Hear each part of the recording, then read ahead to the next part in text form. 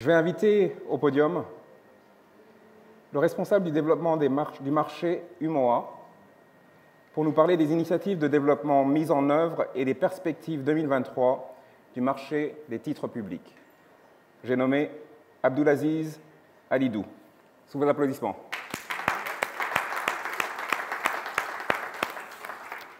Merci Aziz. Bonjour à tous. Donc, par rapport aux initiatives de développement du marché, nous avons différents... Alors, je vais juste m'assurer qu'au niveau technique, que le support de présentation soit bien affiché. Donc, au niveau des initiatives de développement de marché, on va vous partager un peu ce qui a été fait comme réalisation en 2022 et certaines initiatives qui vont éventuellement se proroger en 2023. Alors, l'un des premiers axes que nous avons identifiés, c'est vraiment de renforcer la mise à disposition d'informations auprès des acteurs du marché, qui vise un objectif principal, c'est de réduire l'asymétrie d'information et de renforcer l'efficience du marché. Donc, au titre des initiatives, certaines aujourd'hui sont un peu rentrées dans la pratique. Nous avons les 8 États souverains qui se sont inscrits dans un processus de notation financière. Donc, tous les États sont aujourd'hui notés et la notation au titre de l'exercice 2022 va se poursuivre dans les semaines à venir et nous vous convierons à une session de présentation dédiée. Donc, cet exercice de notation financière vise d'abord un premier objectif. Le premier, c'est que les émetteurs s'engagent vraiment dans un exercice de transparence puisqu'ils acceptent de mettre à disposition des agences de notation un certain nombre d'éléments pour que ces dernières puissent formuler une opinion de la qualité de signature de ces souverains. Donc cet exercice va se poursuivre. Et toujours côté émetteur, nous avons également les notes d'information qui sont des ressources que nous pensons assez utiles, qui vous permettent de disposer d'informations pertinentes sur la situation économique des États, leur situation d'endettement et les perspectives économiques. Ce sont des éléments qui peuvent venir nourrir votre processus de décision au niveau de vos analyses d'investissement, en tout cas au niveau des portefeuilles. Ça, c'était au niveau émetteur. D'un point de vue du marché, il y a un certain nombre de rapports sur lesquels mon collègue Désiré Boussou était revenu le premier jour, je crois. Aujourd'hui, vous disposez de rapports actualisés sur l'activité sur le marché primaire, en plus de tout ce qui est fourni sur le site internet de UMOA Titres, notamment les résultats des émissions qui sont diffusés instantanément juste après la clôture des émissions. Ces mêmes éléments sont disponibles sur le marché secondaire. C'est une nouveauté puisque par le passé, les acteurs n'avaient pas vraiment d'informations sur les transactions qui se faisaient sur le secondaire. Donc on espère que cela va créer un peu d'émulsion et permettre aux acteurs de pouvoir disposer d'informations à jour et avoir un pricing peut-être plus, en tout cas qui se rapproche le plus des conditions de marché. Il y a l'encours des titres pour pouvoir avoir ces éléments. C'est certainement des informations que vous avez dans vos systèmes quand il s'agit de l'encours des titres, mais on a aussi un objectif de vulgariser un peu ces éléments-là, donc ce qui justifie la mise à disposition de cette typologie d'informations. Il y a aussi la volonté d'attirer les investisseurs internationaux sur notre marché local, ce qui nous a amené à publier quotidiennement également les résultats des émissions sur les plateformes d'information financière telles que Bloomberg, Econ, j'allais dire Reuters, mais plutôt maintenant, ils ont été rachetés, je crois, par Refinitiv, et Six Group. Et on voit aussi sur ces plateformes, moi j'ai dénoté au moins 5 acteurs de la zone UMOA Titres qui fournissent des contributions de rendement sur ces plateformes. Donc c'est vraiment quelque chose qui va permettre aussi de donner plus de visibilité de notre marché sur ces plateformes internationales et donc vis-à-vis des investisseurs qui sont essentiellement actifs. Ça, c'était pour la partie mise à disposition, en tout cas, d'informations sur le marché. L'autre axe, c'est le renforcement des capacités des acteurs. Je pense que toutes les structures aujourd'hui ont des programmes de renforcement de capacité en interne, mais il nous avait paru nécessaire aussi de disposer de quelque chose qui était un peu un manque sur notre marché, c'est d'avoir une certification effectuée au niveau de la zone UMOA, donc nul besoin d'aller se déplacer dans d'autres pays pour passer cette certification. C'est la certification qu'on a mise en 2019 en collaboration avec le Chartered Institute for Securities and Investment qui est basé à Londres. Donc aujourd'hui, nous avons 2 modules, un premier sur les fondamentaux en marché services financiers et un second un peu plus technique sur les marchés obligataires. À date, nous avons une base de candidats d'à peu près 650 candidats inscrits. Je tiens à saluer aussi les institutions qui ont pris sur elles l'engagement et même l'action d'inscrire leurs candidats à leurs frais à ce programme. Et donc, on vous invite également, vos autres acteurs du marché, à considérer ce programme. Alors, il est aujourd'hui effectivement constitué de 2 modules et très orienté sur le marché des titres publics. Notre volonté, dès sa conception, c'est de vraiment raisonner sur la base d'un marché financier régional. Donc, pas uniquement la classe d'actifs obligataires, mais la classe d'actifs actions et tous les autres éléments qui pourraient exister. Donc, on a mis en place un comité de pilotage dans lequel vous êtes tous représentés au travers de vos associations respectives, pour identifier les domaines dans lesquels il y a un besoin de renforcement de capacité. Donc ça, c'est vous qui pouvez le savoir, pas UMO à titre, et qui pourraient éventuellement bénéficier d'un label de certification. À l'issue de ces travaux que nous avons menés avec l'appui du CESAG, nous avons identifié de mémoire 4 ou 5 modules sur la gestion de portefeuille, l'ALM et la liquidité, la gestion des risques, et un dernier point qui nous semble également important, c'est le cadre réglementaire. Donc l'objectif, c'est d'avoir maintenant une feuille de route pour enrichir ce programme avec des modules additionnels qui pourront venir étoffer son contenu et que les acteurs puissent aussi s'inscrire dans cette démarche de certification. C'est ce qui se fait sur d'autres marchés, donc il n'y a pas de raison que notre marché ne puisse pas aussi prétendre à ces standards internationaux.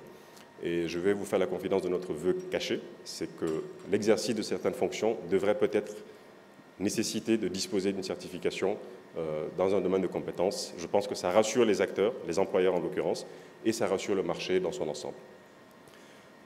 Également, on a aussi différents profils de candidats au programme de certification CISI. Il y a des étudiants, il y a des professionnels, donc chacun avec sa méthode d'apprentissage pédagogique. Donc on souhaite mettre à disposition des candidats une offre d'accompagnement à la préparation à la certification. Donc c'est quelque chose qu'on va initier cette année également pour pouvoir donner cette offre-là à ceux qui le souhaitent. C'est facultatif, bien entendu. On a également noté qu'il y avait peut-être un intérêt lors des masterclass qu'on a eu à organiser durant les dernières rencontres. Donc c'est de voir dans quelle mesure on peut rendre cela beaucoup plus présent au cours de l'année. Donc d'où l'idée de mettre en place la Web Academy des MTP, où on pourrait identifier avec vous des thématiques d'intérêt commun pour lesquelles on aurait un intervenant local ou qui viendrait d'autres marchés, soit par un partage d'expérience, soit par la présentation de concepts théoriques, voire des illustrations de pratiques, comme cela a été fait lors du dernier masterclass de la session d'hier. Alors, en complément de renforcement des capacités, il y a aussi un objectif que nous avons, en tout cas une préoccupation qui a été longtemps discutée lors de notre séance, c'est l'élargissement de la base investisseur. Elle est aujourd'hui fortement dominée par le secteur bancaire, ce qui n'est pas une mauvaise chose, hein, on ne vous demande pas de vous retirer, mais on souhaite juste que ça soit diversifié pour que le marché ait une moindre dépendance aux éventuels chocs que pourrait subir ce secteur-là. Donc voir les compagnies d'assurance plutôt être davantage présentes, les caisses de retraite, les fonds de pension. Nous voyons aussi l'émergence de caisses de dépôt et de consignation depuis quelques années au niveau de nos différents États. Donc c'est de pouvoir capter toute cette liquidité, qu'elle puisse venir alimenter le marché des titres publics. De mon point de vue, la diversification de la base investisseur, les premiers concernés et les premiers acteurs, ce sont les intermédiaires de marché. UMO à titre n'a pas l'ossature pour pouvoir démarcher toutes ces structures-là. Donc nous sommes là, par contre, pour essayer de proposer des cadres d'échange, mettre à disposition un certain nombre d'informations.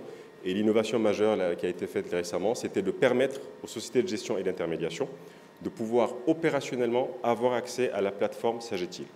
Avant cela, une SGI, pour passer ses ordres, en tout cas ses transactions, devrait passer par une banque, ce qui est quand même un peu une aberration pour un intermédiaire qui doit passer par un autre intermédiaire.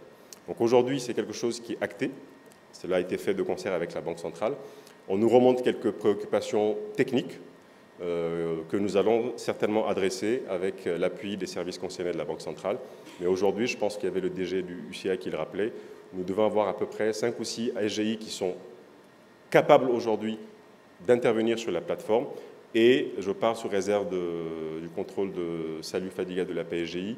Il doit y avoir à peu près une autre dizaine qui sont aussi dans le processus. Donc nous souhaitons vraiment les accompagner sur ce segment-là et arriver en fin 2023 avec un nombre conséquent de SGI qui ont une accessibilité effective sur la plateforme Sagetil et qui soient également actives au sens effectuer des opérations sur ce marché-là.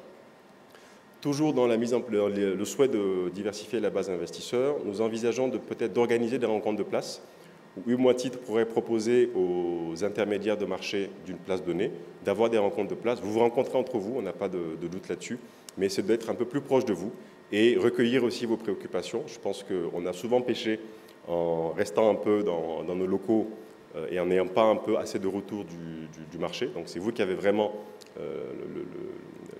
le tempo du marché, donc ce serait intéressant qu'on puisse aussi avoir cette proximité et poursuivre un peu ce que nous faisons aujourd'hui dans le cadre des rencontres des marchés des titres publics. Il y a aussi, on a pas mal parlé de vulgarisation, je pense, lors du premier panel. Nous menons aujourd'hui des actions de vulgarisation essentiellement via les canaux digitaux.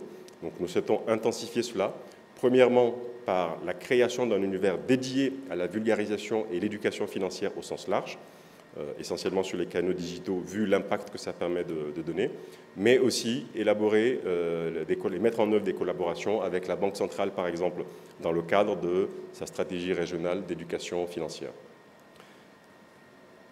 Il y a un point qui est aussi revenu assez souvent, et je pense qu'il a fait l'objet d'un panel, c'est la dynamisation du marché secondaire. Depuis que je suis à UMOA Titres, on en parle chaque année. Il y a quand même des progrès. Je pense que les statistiques avaient été partagées lors de la première séance. On arrive à un taux de rotation à peu près de 20% des titres publics, ce qui est quand même assez intéressant, mais je pense qu'on peut aller au-delà. Et l'un des freins qu'on a vraiment identifié, c'est l'absence d'une infrastructure de marché qui permette une confrontation entre l'offre et la demande en termes d'intention. Donc aujourd'hui, si un trésorier de banque souhaite transiger, je fais fi des préoccupations d'éligibilité des contreparties. Vous devriez, en théorie, appeler 130 banques et presque 30 SGI pour vous faire une idée du prix de marché, ce qui est bien sûr opérationnellement, humainement pas raisonnable. Donc l'idée, c'est d'avoir cette plateforme sur laquelle vous pourriez manifester vos intentions d'achat ou de vente de titres.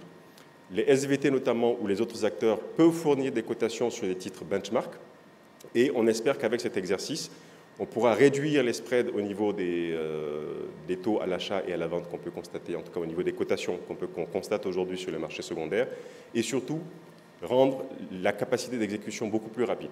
Donc, dans une première phase, ce serait une plateforme qu'on va acquérir, c'est une solution de marché idéalement, qu'on va acquérir, et par la suite qui devra être interfacée avec le système de règlement livraison. Vous vous doutez qu'un tel projet, avec sa dimension informatique et les dimensions de sécurité, les précautions de sécurité qu'il faille prendre, va mettre un peu de temps. Donc ce qu'on souhaite, c'est qu'on ait déjà une plateforme qu'on puisse acquérir plutôt, et qu'on puisse tout de suite commencer à faire la cotation avec une plateforme hébergée par le fournisseur. Et chemin faisant, on avancera sur le volet purement informatique avec les services concernés de la Banque centrale, et on espère qu'à un moment donné, on aura l'infrastructure qui sera complètement rodée. On fonde vraiment beaucoup d'espoir sur cette plateforme, donc on vous invite vraiment à nous remonter vos idées sur des fonctionnalités qu'on pourrait avoir. Je pense qu'on a eu l'occasion d'échanger sur cela lors d'un webinaire que nous avions tenu l'année dernière, donc qui nous a permis de vous partager notre vision de la chose et recueillir aussi vos inputs sur des règles de gestion, des fonctionnalités que vous souhaiteriez voir, des reportings que vous souhaiteriez voir. Donc cela a été enrichi. Et à date, nous avons finalisé l'élaboration des projets de termes de référence pour lancer le processus d'appel d'offres. Et nous allons intégrer maintenant ces termes de référence dans le circuit de validation pour après rentrer dans les règles classiques de passation de marché. Donc, pour qu'aussi que les cotations se fassent de la façon la plus fair, on va dire, nous sommes sur un marché OTC, mais rien n'empêche quand même qu'on s'accorde sur les pratiques. Donc, il y a également un projet de convention de cotation des titres publics qui a été présenté aux acteurs du marché en fin d'année dernière. Donc, cette convention qui est à présent enrichie de vos inputs vous sera partagée pour que vous puissiez y adhérer. Et je reviendrai par la suite sur une démarche tactique qu'on souhaiterait également vous proposer en attendant qu'on ait la plateforme cible. Il y a la convention de marché secondaire, donc juste pour qu'il n'y ait pas de confusion, la convention de cotation, c'est vraiment les règles de cotation. Quand on cote, qu'est-ce qu'on prend comme titre benchmark? Est-ce qu'on s'accorde sur des écarts maximaux de spread ou pas? À quelle fréquence on cote? Donc ça, c'est d'un côté. Par ailleurs, nous avons la cotation sur le marché secondaire qui vient maintenant normer nos pratiques de valorisation. Est-ce qu'on parle des mêmes conventions des counts? Est-ce que l'un arrondit à 4 décimales, l'autre à 5 décimales? Donc ce sont des choses très simples, mais qui peuvent faire perdre du temps dans la négociation. Donc ce qu'on souhaite, c'est qu'on sache qu'on raisonne exactement sur le même référentiel et que la discussion entre les deux personnes du front, c'est à combien tu vends et est-ce que je suis prêt à acheter. Donc en attendant qu'on ait la plateforme, ce qu'on va vous proposer de façon imminente, c'est qu'on puisse ensemble convenir à fréquence peut-être hebdomadaire pour commencer, de l'identification de titres benchmark pour chaque émetteur, qu'on vous soumettrait, et que chaque acteur puisse nous fournir sa cotation de ces titres-là, à l'achat et à la vente. Il nous restituerait ces cotations, on en ferait une synthèse, on s'accordera sur les règles d'exclusion de valeurs extrêmes et tout ça, et qu'on puisse avoir déjà une cotation indicative de titres benchmark pour chaque émetteur. Aujourd'hui, les courbes de taux que UMOA Titres publie sont fondées sur les rendements constatés sur le marché primaire, mais cela souffre aussi de la fréquence et de la politique d'émission des émetteurs. Là, ce qu'on souhaite, c'est qu'à un instant T, on puisse rafraîchir une courbe de taux qui est certes indicative, mais qui donne quand même une idée du marché. Sa crédibilité sera fondée sur le nombre de contributeurs et la qualité des contributions. Donc on vous invite vraiment à y adhérer. Et c'est quelque chose, je pense, qu'on peut lancer dans les 2 semaines qui suivent, si vous en êtes, en tout cas si vous êtes partant. Pour avoir échangé avec certains acteurs, je sais que la volonté est là. Donc maintenant, c'est la mise en œuvre qu'il faudrait qu'on fasse. L'incentive pour ceux qui contribuent, c'est qu'ils vont disposer de toutes les cotations des autres contributeurs, bien sûr de façon anonymisée, contrairement à un non-contributeur qui ne verrait que les moyens de marché. Alors, je fais un peu la publicité pour ceux qui ont adhéré à la convention de marché secondaire. Donc, j'invite aussi ceux qui sont, j'en suis sûr, dans le processus, de nous rejoindre sur ce segment-là pour qu'on puisse avoir des pratiques homogènes de marché. Alors, depuis quelque temps, je crois qu'on a la 5e édition des rencontres des marchés des titres publics. Je pense qu'on a de plus en plus de participants, et ce qui dénote aussi qu'on a un besoin de disposer d'un cadre d'échange en continu.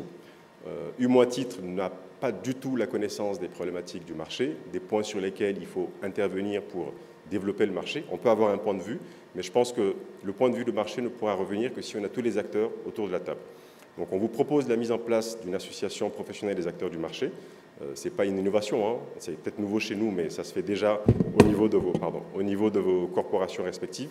Mais c'est d'avoir vraiment un cadre où on a les acteurs du marché qui vont venir échanger sur les préoccupations de développement du marché et être force de proposition.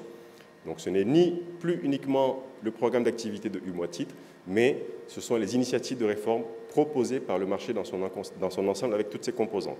Banques, SGI, SGO, compagnies d'assurance, agences de notation, voilà, tous les acteurs sont le bienvenu.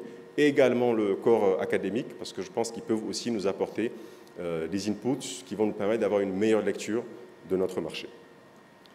Et nous avons jusque-là avancé sur des initiatives avec une cadence annuelle. Nous souhaitons aller au-delà. Donc, c'est de dégager une visibilité à un horizon 5 ans qui nous permet de disposer d'un plan stratégique qu'on a initié en 2022. Les acteurs ont été rapprochés pour effectuer un diagnostic. Quels sont les freins que vous identifiez sur le marché? Par les acteurs, je comprends sell-side et buy-side. Et à l'issue de ce diagnostic, certaines orientations ont été identifiées. Donc, ce plan stratégique va proposer des initiatives pour essayer d'améliorer, en tout cas renforcer les modes d'intervention des États. Nous avons aujourd'hui un calendrier d'émission, mais je pense qu'il y a aussi des marges de progression à ce niveau-là. On peut penser à d'autres modes d'émission. Donc, il y a vraiment la place pour qu'on puisse innover dans ce domaine-là. On a parlé aussi de la dynamisation du secteur court terme, mais ce que je vois aussi, c'est la gestion de la liquidité. Aujourd'hui, on a une base investisseur qui est assez orientée stratégie buy and hold, mais peut-être parce que l'accessibilité à la liquidité, en tout cas la capacité de liquéfier un peu une position, pose certains freins. Donc, c'est de voir comment on peut renforcer, dynamiser davantage de segments repo liés au marché interbancaire notamment. Alors, repo inclut aussi les autres structures qui y sont éligibles. Nous avons aussi le segment du marché secondaire, donc les initiatives que je vous ai présentées tout à l'heure qui portent sur la convention de place, la convention de cotation, la mise en place d'une plateforme électronique de négociation et de transaction, sont un peu des composantes sur ce marché secondaire, mais je pense que sur un horizon 5 ans, nous pouvons tous faire preuve d'innovation et proposer des actions qui peuvent permettre de renforcer et d'intensifier en tout cas l'activité sur ce marché secondaire et qu'on ait des taux de rotation de l'ordre de 80-100%, pourquoi pas. On a parlé aussi de renforcement de capacité de culture financière, donc c'est de voir comment collégialement nous pouvons avoir une démarche inclusive et holistique pour renforcer les programmes de formation. Vous en faites au niveau de vos structures, j'en suis sûr. On peut avoir aussi une approche concertée et déployée à l'échelle régionale. Il a été question aussi d'élargissement et de diversification de la base investisseur. C'est l'un des axes que nous avons identifiés pour ce plan stratégique. Et enfin, 2 points qui sont un peu des piliers. Donc, comment renforcer, sécuriser notre infrastructure de marché. Pourquoi pas demain avoir les systèmes d'information des banques et des SGI qui sont directement connectés avec Sagetil et donc permettre une réactivité d'exécution, réduire les risques opérationnels et faciliter aussi les réconciliations et de part de d'autres. Ça, c'est à mon nom propre que je parle. Je ne m'engage pas pour le compte de la Banque centrale. Et enfin, toutes les idées de réforme que nous pourrions identifier pourraient potentiellement avoir des incidences sur la réglementation. Donc, c'est de faire aussi des propositions d'ajustement ou d'innovation réglementaire pour intégrer de nouveaux produits que nous pourrions identifier au sein en tout cas des concertations pour l'élaboration de ce plan stratégique. Donc, toutes ces innovations, toutes ces initiatives, j'allais dire, la présence, en tout cas votre présence ici, je pense, vise un seul objectif, c'est de bâtir un marché des titres publics efficient pour le financement des économies de nos États et je rajouterai pour le bien-être de nos populations. Je vous remercie.